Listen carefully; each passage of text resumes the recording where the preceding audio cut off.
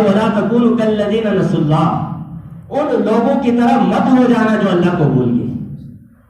آج ہمارے لیے معیار کیا ہو گیا ہے کہ ہم ان لوگوں کو دیکھتے ہیں جو اللہ سے غافل ہے۔ کوئی مالدار ہے اللہ سے غافل ہے، شادی بیاہ کا موقع آتا ہے ہر طرح کی رسومات کرنے کے لیے وہ تیار ہے۔ کوئی سیاست کے نام پر اللہ سے غافل ہو رہا ہے، کوئی کسی نام سے ہم کہتے ہیں کہ جی دنیا کی زندگی سارا کچھ ہے، وہ دیکھو فلانی اقوام نے کیا کر لیا ہے۔ اللہ صاف صاف کہہ رہے ہیں، ہم ان کو دلیل کے طور پر پیش کر رہے ہیں کہ جی دنیا جدھر جا رہی ہے یہ دنیا جہنم جا رہی ہے، اکثریت دنیا کی جہنم جا رہی ہے۔ ہم کہتے ہیں دنیا جہاں چلے گی ہم بھی ان کے ساتھ چلیں گے۔ اسی بات کو اللہ یہاں رد فرماتے ہیں وَلَا تَكُونُوا كَالَّذِينَ نَسُوا اللَّهَ، ان لوگوں کی طرح مت ہو جانا جو اللہ کو بھول گئے۔